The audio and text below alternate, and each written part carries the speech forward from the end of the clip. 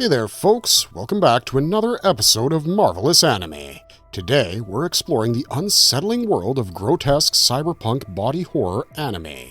These series dive deep into the dark consequences of advanced technology where humans merge with machines and face terrifying transformations. They challenge your perception of identity, morality, and the cost of progress. In today's video, we're going to take you through the top 10 most underrated grotesque cyberpunk body horror anime that deserve way more attention. Prepare yourself for a journey into some of the most disturbing and thought-provoking stories anime has to offer. Let's begin. Genocyber, 1994. Elaine and Diana are psychic sisters who get trapped in a cruel experiment of a secret military group. The government is greedy and lustful for power and wants to use psychic powers as weapons. The two sisters are subjected to inhumane testing to develop supernatural strength. In one such experiment, Elaine goes through a gruesome transformation as she's brought together with the Genocyber, which is a potent biomechanical weapon capable of mass destruction. Fused with the Genocyber, Elaine becomes an irresistible force. Her psychic power is magnified to frightening extents, and she embarks on a ruthless destruction spree. Whole military bases are destroyed, and Elaine loses control of her powers. The merger deprives her of her humanity and transforms her into a hideous, violent creature. Her body transforms into some grotesque creature, a combination of flesh and machine, being both monstrous and tragic at the same time. Diana is desperately trying to reach the dying humanity of her sister and avoid being caught. She travels through a dystopian society where a corporation and a government agency exploit individuals as expendable resources driven by ambitions that lead them to harness psychic forces as a means of earning money and dominating others. Diana is put in multiple conflicts with mercenaries, scientists, and other psychics who are either supposed to capture or kill Genocyber. The conflict highlights the moral ambiguity of those involved. Corporations want Genocyber for dominance, while governments mask their experiments as public safety efforts. The borders between the villain and the victim disappear as Genocyber goes on a rampage. Every interaction unveils more of the tragic history of the sisters and the more profound implications of interfering with human evolution. The series is graphic about physical horror and grotesque mutations and the disintegration of human bodies into mechanical monstrosities. It creates a grim image of technological ambition gone amok, in which psychic abilities and cybernetic enhancers turn out to be instruments of pain and not salvation. AD Police Files, The Man Who Bites His Tongue, 1990. This 1990 anime is a cyberpunk work that's personal and dark in its approach to the cost of technology. The story is set in a near-future dystopian world, which the protagonist is the captain of the AD Police Special Mobile Squad named Billy Fanward. The AD Police is a special force tasked with handling rogue boomers, high-tech androids designed to serve humans but prone to violent malfunctions. Upon having a bloody fight with a rogue boomer, Billy is left severely injured, and this marks the beginning of his life. To save his life, his brain and tongue are transplanted into an experimental cyborg body. What was supposed to be a medical miracle turns out to be a point of personal horror. His new mechanical body is strong, however, it comes at a high price, as he finds it hard to retain his feeling of self as he's being manipulated as a weapon. One of the main elements of the narrative is the increasing reliance on drugs by Billy to alleviate pain and manage his unbalanced body functions. His consistent tendency to bite his tongue turns out to be a physical expression of his internal struggle, which is the loss of his humanity. The book focuses on the mental and emotional decline of Billy. Supporting characters shape his journey. Dr. Manabe, the scientist responsible for Billy's transformation, acts as an antagonist who represents the cold pursuit of technological progress without ethical limits. Gina, the former lover of Billy, has a hope that the man she loved still lives inside the cyborg shell. Leon is a rookie AD police officer, and he compares the decay of morals of Billy with his own idealism. AD Police Files is a greatly underestimated but still significant addition to the genre of cyberpunk body horror, providing a pessimistic and personal perspective on the impact of technology testing. It's a slow, tragic tale that only dwells on human suffering and the price of playing with life. Technolize, 2003. Technolize is set in the underground city of Lux, which begins to collapse under the weight of corruption and violence. The story is based on the character of Ichise, a prizefighter who loses his arm and leg in a fierce fight. Left to die, Ichise is picked up by a secret society and equipped with more high-technology prosthetic limbs called technolies, which enable him to live. But these also lead him further into the shadowy world of Lux. Lux is separated into three large parties. The Rakan have the underground of the city and run it with crime and violence. The Salvation Union states that it has come to restore order and morality, but what it wants remains ambiguous. The organization coordinates things behind the scenes, working on secret technological testing. Both groups struggle to establish dominance, as both Ichise and the technolized technology are viewed as means to achieve personal objectives. The more Ichise gets involved, the more he struggles with his lost identity and increasingly with his sense of feeling detached. His relationship with Ran, a young woman seeking something to believe in the barren city, and Onishi, a researcher studying technolies, attempts to reveal the individual price of survival. The show lacks flashy action, but dwells in slow, suffocating tension and existential doubts. The theme of body horror is at the center of technolies, presenting horrifying changes when humans are infused with technology. The theme that technology brings no salvation, only suffering, is reinforced by the description of the process of receiving the technolized limbs as painful and dehumanizing. The series isn't very straight up about heroes or villains, but the progressive loss of society and personal free will. It represents a nihilistic perspective on technological development in which ambition leads to destruction and a loss of humanity. Malice at Dahl, 2001. The plot of Malice at Dahl is set in a ruined future urban center filled with intelligent robots following the extinction of humans. One of them is Malice, a sexual mechanical doll whose days are spent in the repetition of the same routine in a world that has long ago lost its meaning. One day, Malice undergoes an experiment that alters everything. An unknown being embraces her, and this unusual act causes a change in her body. It's the first time that Malice starts becoming something like a human being. Initially, she welcomes the change and thinks that she has been given the opportunity to overcome her mundane life. Her body transforms into grotesque and fleshy shapes which make her stand out against the machines that surround her. In exchange, Malice infects other dolls with this curse. Her touch also spreads mutation to those she comes into contact with, and their shells are turned into sickly human shapes. The change, which seems a miracle at first, turns into a nightmare, as the dolls cannot cope with the suffering and disorientation of their new flesh. The further Malice develops, the more she is estranged from her old friends. The OVA questions the price of becoming human, and it's implied that the flesh and emotions are as much a burden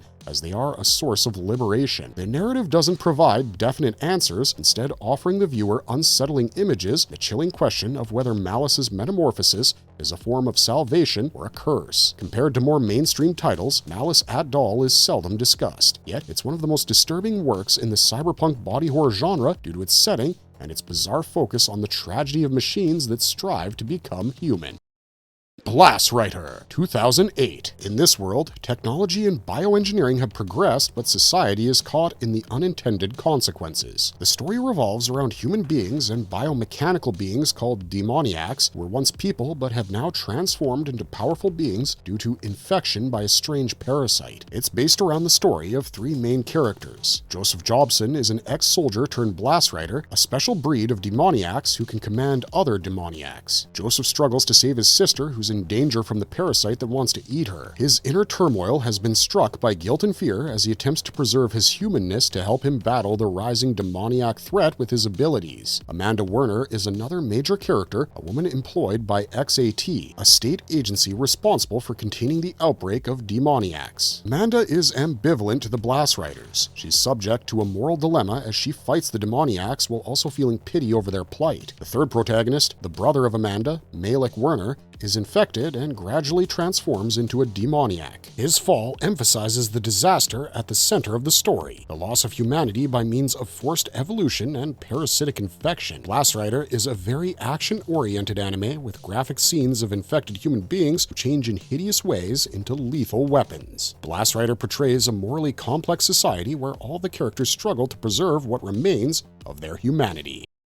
Vexil, 2007. Japan has closed its borders to the world. It's expected to lead the world in robotics and nanotechnology by 2077, surpassing the other countries significantly. The plot revolves around Vexil Sarah, an enigmatic employee of a global special operations task force that's dispatched to find out what's going on beyond the borders of Japan. The external world is concerned that Japan has engaged in unlawful research on genetic engineering and robotics. Vexil is on a mission to find the truth, and as she goes deeper into the country, she realizes there's a much darker truth. Japan has become a society in which humans are merging with machines at an increasingly rapid rate. Humanity has been substituted with artificial creatures, and biomechanical monsters roam the streets. During her dig, Vexil discovers that the government had an ambitious plan to create entirely independent robots of human DNA and advanced technology would result in immortality and domination. The experiment, however, was a disaster. The distinction between man and machine is entirely lost, with a large number of citizens being cyborgs or full synthetic creatures without their original identities. The movie focuses on the atrocity of unchecked technological ambition. It also turns out to be a race against time in which Vexil tries to reveal the project and halt any further alteration of it, trying to prevent the development of a global crisis. She wrestles with the moral question of having to stand up against people who aren't wholly human anymore. The unusual feature of Vexil is the gloomy and dense mood. The process of a human being turned into a monstrous creature is presented in graphic detail, underlining the loss of humanity.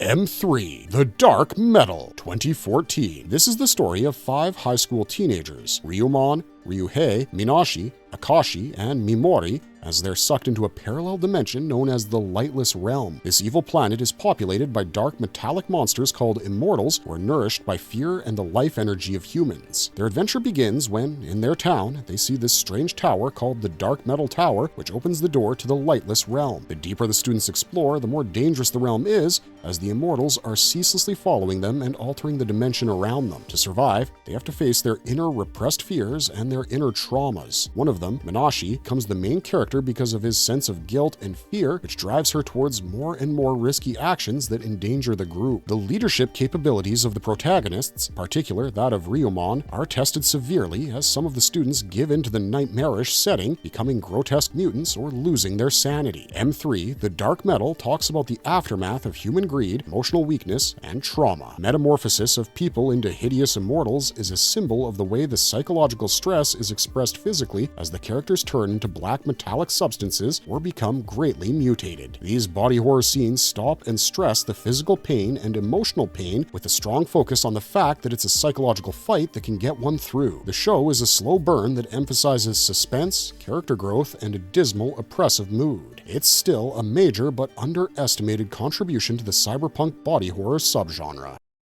Project Arms, 2001. This anime superficially portrays a futuristic cyberpunk action genre, which is all about body horror and genetic experimentation. The plot revolves around a high school student, Ryo Takatsuki, who finds out that he and some other people have mechanical and biological implants known as arms. These implants make people superhuman in power and capabilities, but are associated with deadly side effects and a strange relationship with a group known as the Egregori. Ryo lives a different life after being attacked by unfamiliar beings that provoke the use of his arms. He comes to know that his powers are associated with nanotechnology and genetic engineering was done by a secret society called the Egregori, which performs unlawful experiments to create the ideal type of weaponized human being. Ryo is brought together with other arms users, such as Hayato, Takashi, and Mutsu, who are trying to comprehend their powers as they are being hunted by Egregori agents who want to exploit them. The show pays much attention to physical and psychological transformation. When activated, the arms usually modify the body of the user, combining flesh and mechanical components in a way that's grotesque and painful. When Ryo and his friends struggle against Egregori, they discover the inner scheme of the organization to control human evolution and produce a breed of human-engineered soldiers without free will. The war raises the issue of morals, identity, and the cost of scientific ambitions.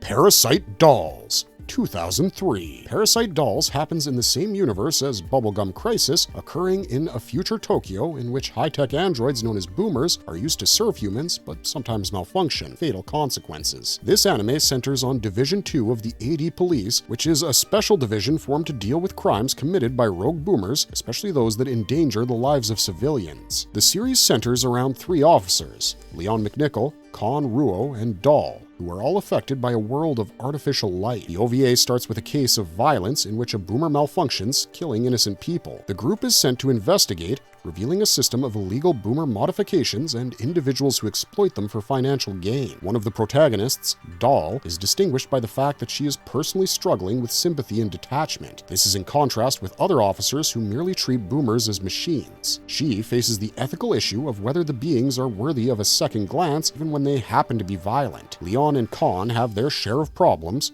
juggling duty and the trauma of continuously being exposed to death and destruction through technology. Parasite Dolls is a dark and underestimated work on the accounts of human-android relationships, critiquing the cost of technological progress on both human and artificial lives. Mardok Scramble Trilogy 2010 through 2012. Mardok Scramble is a trilogy about a teenage girl called Rune Balot who narrowly escapes a vicious murder but finds herself traumatized and on the verge of death. Dr. Easter, a strange scientist, rescues her and, through his high-tech cybernetic technology, reconstructs her body and rescues her life. This leads to Rune developing into a human-machine hybrid, possessing stronger abilities, finding herself in a world where strength and endurance are essential to survive. Following her reconstruction, Rune changes her name to Mardok and acquires a companion in Ofkok, an advanced AI program which takes the form of a floating mechanical sphere. Ofkok supports her in fighting, hacking, and gathering information, and he becomes a part of her mission. Rune also uses her new powers to go out and deal with Shel Septinos, mighty crime lord who tried to kill her. The trilogy explores the personal and ethical effects of utilizing cybernetic technology to transform human beings into living weapons. Rune also finds it difficult to cope with the mental effects of her new body, such as the pain, being alienated, losing the sense of herself that she had before. Her evolutions and battle scenes frequently feature hideous body atrocities. These scenes underscore the possibility and the threat of human enhancement.